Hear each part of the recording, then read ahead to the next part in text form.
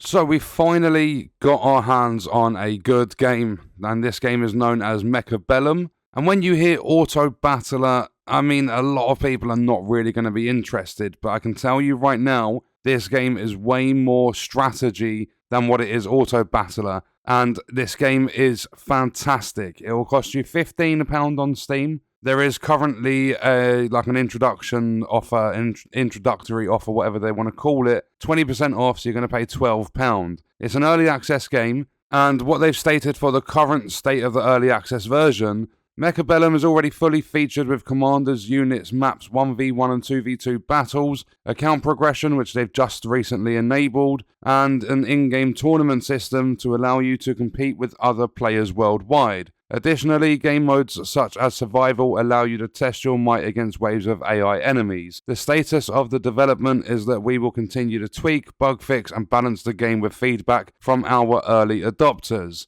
They say early adopters, and I was in two minds with this one, whether to call it a do buy or a do not buy, because this game will eventually go free to play. And the only reason I would have had to say do not buy this game would be because when it comes out of early access, it will be free to play. But I'm sticking to do buy, support these developers. What they have created is a fantastic game that a lot of people will enjoy. They plan to be in early access for about 12 months. There's already a lot of stuff in the game. There's a load of depth to the matches and stuff you play. I'm really excited to jump into some online gameplay, but at the moment I've only played single player. I've been playing the survival mode on there. And this survival mode, you have 5 different difficulties. You have to get through, I believe it's difficulty 3 to unlock 4, then 4 to unlock 5. I can't remember that part exactly, but I completed the first difficulty because I wanted to kind of work my way up. I jumped into the second one, and it introduces new game mechanics to make it harder, and it gets a lot tougher.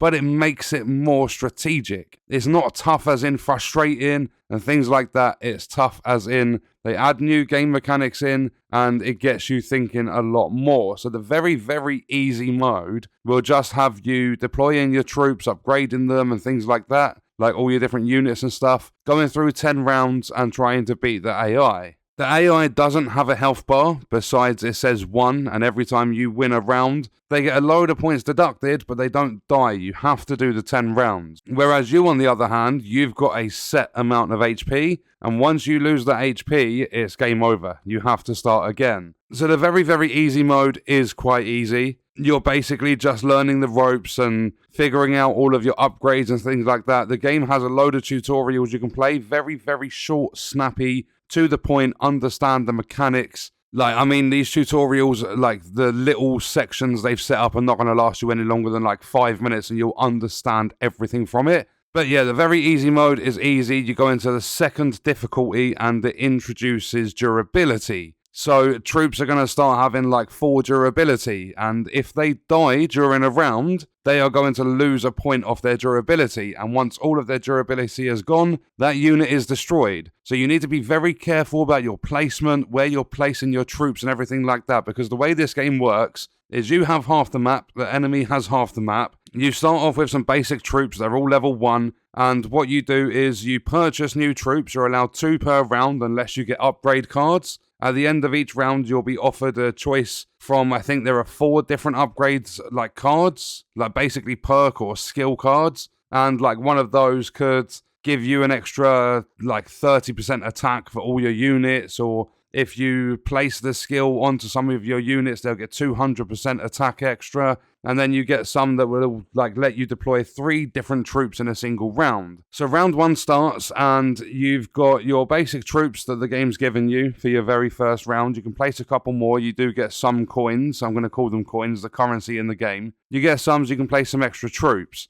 Then you end the deployment sort of period. You go into the battle. You're basically, there are 2 towers, I'm going to say in each corner. You get a single tower in each corner. You've got 2 per side. So altogether on this map, there are 4 towers, and your goal is to basically kill all the enemy units and take those towers down. If you kill every single unit that's on the enemy team, the towers are automatically destroyed. And the AI can be very sneaky when it comes to their deployment, because they can have the smallest units just push your towers, and you can be wiped out whilst having almost a full army. But round 1 kind of just builds you into it. You're probably going to lose some round 1 battles. But you've got to think of your placement of your units. You've got to think of the unit types. There are lots and lots of different unit types. You have melee units. You have fast units. You've got air units. Some air units are like designed to be fast paced. They move quicker. They don't deal as much damage. Then you've got some long range ones. You've got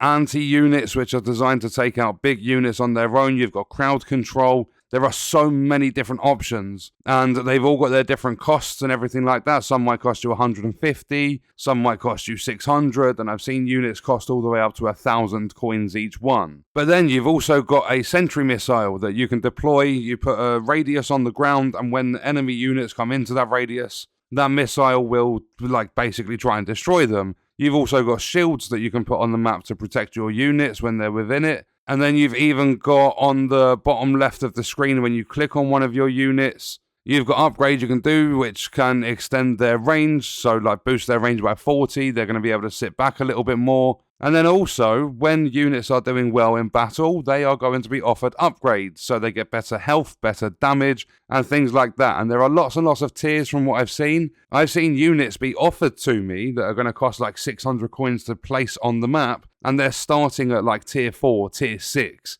You get some crazy things as you make progress into the game. And the battles are so well done. I haven't noticed any bugs or performance issues or anything like that playing this game whatsoever. I've had an absolute blast with this game. So I'd say it's more strategy focused than what it is auto battler. I know a lot of people will see auto battles, they're going to be really put off the game. But no, this is nothing like that. You really have to think about this. You've got to be strategic. You've got to focus on so many different factors of the battle at the same time. I cannot recommend this game enough. As I said, it's going to cost you £15. When they do go from early access to the full release, if you've supported them during early access, you're going to get like exclusive rewards that are not available to anyone else because you've shown them support. And then when it does go into its full release, it will be free to play. And this game, free to play or paid, definitely worth it. If you want a game that offers fights like similar to, say, Command & Conquer, but you want them on a big scale, and you want them without all of the resource management and the base building and things like that, you're going to absolutely love this game. It's all based on mechs, hence the name Mechabellum. And another thing to note with this when you're playing is, like, you're only allowed to move your units on the round they are purchased. So round 1, your pre-deployed units, you can move them around, and then as soon as you've got them in position, you go through round 1. In round 2, you can no longer move them, but there are some units in the game, I believe it's called the Overlord, a big sort of aircraft. There is an upgrade you can do using the bottom left of the screen that will give you the option to be able to move it every single turn. So there are loads and loads of different things to think about. You've got the sentry missile, which through the upgrade cards at the end of the round, you can improve the damage it deals. There are other things you can use to damage the enemies. I think there's like basically like a napalm bomb or something like that. I can't remember exactly, but there are so many different options. There is so much strategy to this. There's a lot of depth in this game.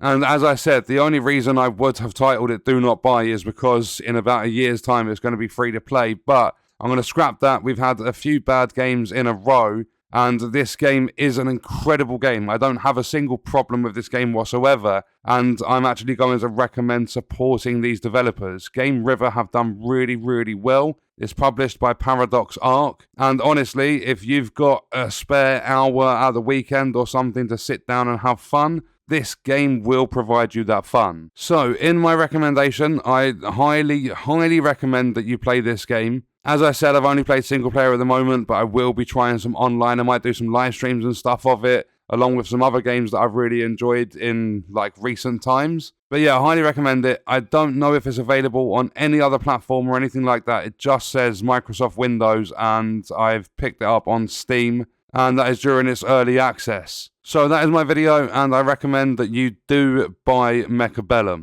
And on that note, we are going to leave the video there. If you enjoyed it, leaving a like is appreciated. If you wish to support me further as a creator, there are links in the description. Let me know your thoughts about the video in the comments. And if you want to watch more, you can click the video on screen. All support on the channel is greatly appreciated, and I hope you enjoyed it. Thank you for watching.